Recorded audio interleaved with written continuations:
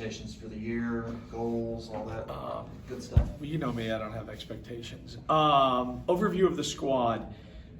We have an older, mature, veteran, I would say, group of position players. Frankie's played a lot of baseball, or Andrew Summerall's played a lot of baseball. Alvarez, Winstrom, Hardigan, they've all had a number of at-bats. I don't think we're going to start anybody opening day that is, maybe except for B.J. Murray, that doesn't have a lot of collegiate at-bats, whether it be here and or community college. Now on the other side of the mound, on the mound side, it's going to be a little bit of a different story. In Florida Atlantic's history, we've always had some guys returning that are going to graduate from pitching on Tuesdays to Sundays to Saturdays to Fridays, and we don't really have that this year. Between the draft and a few injuries, we don't have that kind of traditional cycle, so we're going to have to kind of do things a little bit differently, at least early in the year. We got to get guys on the mound, we got to get them comfortable, and then we got to figure out roles for everybody. So, what you see week one might be not the same as week two, et cetera, et cetera. So that's our biggest challenge right now, especially in these inter squads, to try to kind of formulate a little bit of a plan going into opening weekend and then go from there. But you know what Mike Tyson said, everybody has a plan until you get punched in the mouth. So I think he used an expletive in there. I'll stay away from that. So we're going to try to put something together and then see what happens, and then we'll go from there. You got Delaware coming up, your opener. What do you expect? Where do you expect to be in terms of, that I don't know much about Delaware, but it's just a pretty good tune-up for you for what you're in. Well, Delaware's a great baseball. If you look, Delaware's has a great baseball history. Delaware was trying at baseball before Florida Atlantic had a team. They were actually working at it and spending money on it and investing in it long before a lot of other people in the North. They've had a long-time coach. He's been there. He was an assistant. Reminds me of my own situation, although he's my senior a little bit. They're going to play hard. They're going to be into it because every time a northern team comes down here, gets out of the bad weather, and this is like heaven to them. We've got to be ready to face their initial surge of energy, their initial surge of, hey, we're going to do this, and just kind of play our game, and then we got to make sure we're prepared for the long game, 9 innings. 3 days. They do traditionally have some really good athletes. They traditionally can hit. I know 2 years ago when they were here, they had some young pitchers that I'm interested to see where their development has gone. I think their best pitcher might not pitch. He had Tommy John, I want to say late March, so I'm not sure he would even be on the roster or in the mix. I might be wrong, but we're looking for a good weekend. It's baseball, and we all say you just never know what can happen. But I have a great deal of respect for Delaware and what they've accomplished over the years, and they have a proud tradition, and that carries teams a long way. Looking at the beginning of March and the end of February, you have some pretty good tests ahead of you. You've got Florida State, then you have Florida right over at the Palm Beach Stadium, as well as Miami. What do you think you'll be able to get out of your team based on some of those very key I've never heard of games? those schools, so we'll just try to play them as we see fit. No, it's going to be interesting. It all kind of, we had the Florida State series set, and we had the Florida game set, and then we had to move the Miami game to where it's at.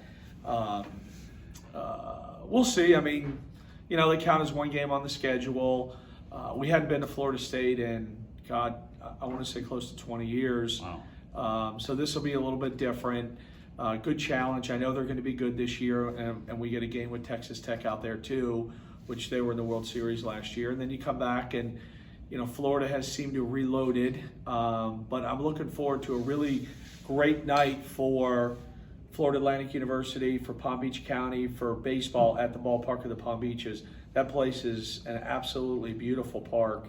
And the times we've been up there before, they've treated us great. And with this opponent, we hope it's a really great atmosphere. And then, of course, Miami. This is the best team they've had in the last 10, 15 years. They got 2 first-rounders on the mound, and they got another shortstop that could go in the first round. Third baseman's going to be picked. They're going to have 10 drafts. It's a good team. So we've got to be ready, and it just so happens it's all right in the beginning. Right in the same week, but, we'll play it and go from there. So.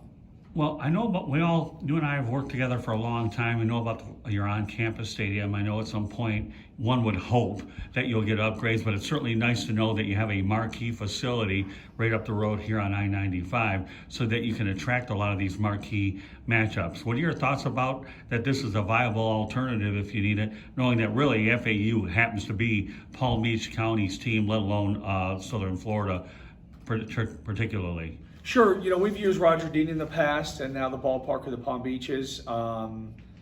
The ballpark of the Palm Beaches has been very gracious over the years. It's a beautiful facility. We hope if we ever get to the point we're hosting that could be an option for the NCAA regional tournament. I know the NCAA wants them on campus, but they've relented over the years. UC Santa Barbara, some other places had hosted away from their campus. I know Conference USA is in talks with possibly moving the conference tournament there. It's just a beautiful facility, and it shows what a baseball county Palm Beach County is. We have 4 teams. 3 of them were, in the Final Four. Cardinals, one World Series champ, 2 out of the last 3 years, right? You got Houston, and then you have Washington, and Washington. ironically, that plays out well. Yeah, because the World Series participants haven't played in the same building. Yes. I know. Talking to those guys up there, the guys who run it, they were excited about spring training this year with, kind of a rematch of the World Series. And right.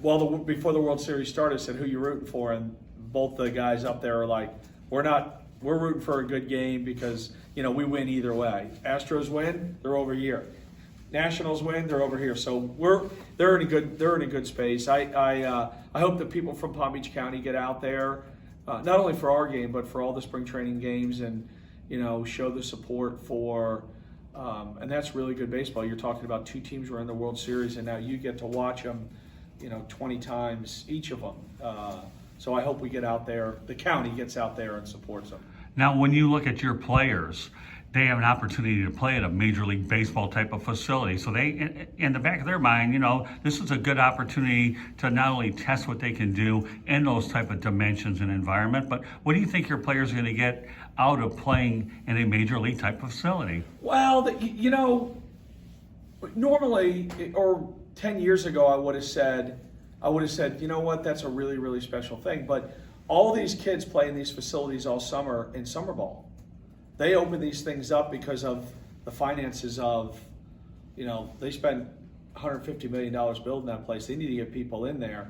So these guys have played in it. But when we're there and the scoreboard's on and the music is playing and the field it's going to be in spring training shape, so it'll be a good day. And then every time we've been up there, they've really been good about BP and having a locker room and some of the stuff that you get treated a little extra special, so they enjoy it. They're looking forward to it, but we don't really talk about it. We're talking about. I'm kind of in the moment, guys, so we're only talking about today's practice, and then tomorrow we'll talk about tomorrow's practice. I know that's a lot of kind of coachy type stuff, but that's the way it is. We can't worry about playing there and then forget about what we have to do before we get there. So, but I'm looking forward to it. It's a beautiful place, and they've always taken care of us up there. When you look at your overall expectations for the 2020 season, just what type of expectations do you have?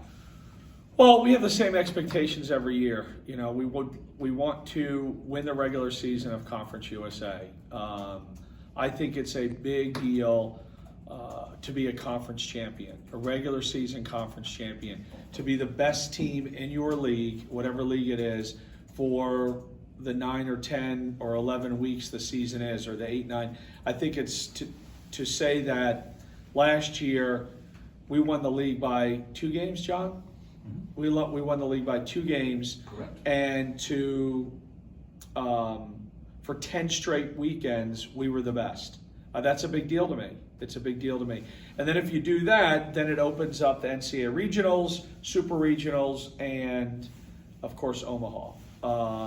But that's we always talk about winning the regular season, being the best team, and then there we'll get into a regional, and the rest of it opens up for super regional and all the World Series. Coach, 5 players drafted from last year's team. How do you go about replacing their production? And is there any newcomers who have impressed you to this juncture? You just hope you recruit well when you talk about replacing their production.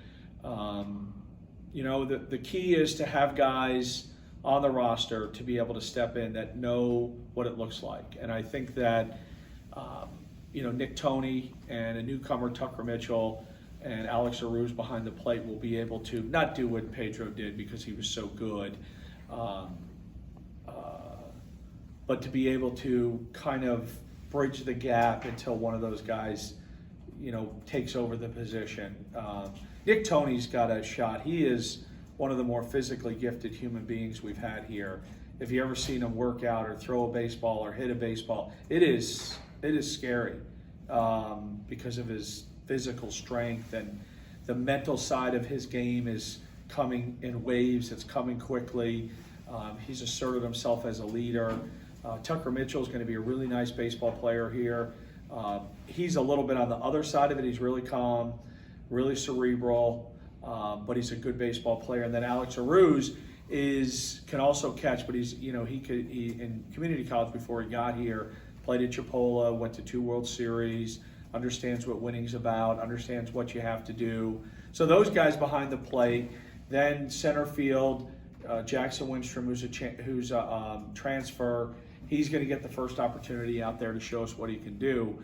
On the mound, you just hope that a Dylan O'Connell, a Michael Schuler, a Dylan Carter, guys that have been here, John, that have been here, that they saw what Zach and Blake did and Vince, and they can take that next step and say, okay, I watched them for a year, and now I'm going to be able to do what they do. It's my time, which we've been really successful. We've been successful. The program has been successful for these guys graduating in from one role to another and being successful.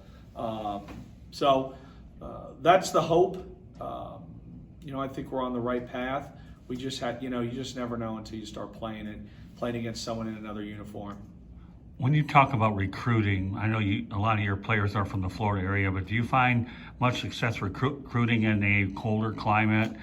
I'm from the Midwest, but it doesn't matter where you're from, whether, you know, I know a lot of colder weather climate teams enjoy coming to Florida. Yeah. But have you had a lot of success around the country, especially in whether it's the Midwest, Northeast, or whatever, bringing players here? You know, it used to be, if you look at our rosters in the early 90s, we had a lot more out-of-state guys.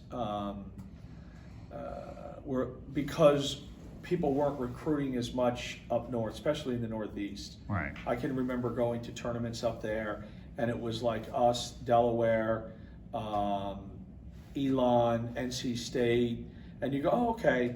And then, you know, a year later, 2 years later, everybody in the country's there, you know. Our tuition, our out-of-state tuition is very friendly for people out of state.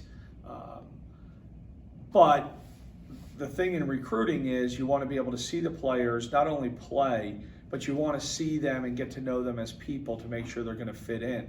So with a young man that's in, we're going to say Kansas City, you know, it's a little bit more of a one-shot deal where you have to do a lot of homework. Whereas if he's from Delray, you can continue to go back and see him on a good day, see him on a bad day, see him on a day he did poorly in school, and kind of understand the person you're getting. At a state, sometimes it's a little bit different. But we are trying to get the best players that fit what we do here, whether they're from Delray or Dubai or California. We don't close off any avenues, as most people do. But the bread and butter of our roster is from South Florida. Geography plays a great role in our success. That's it. Anything John, else? any questions? No, I'm good, thank you. Who's going to win the Rumble?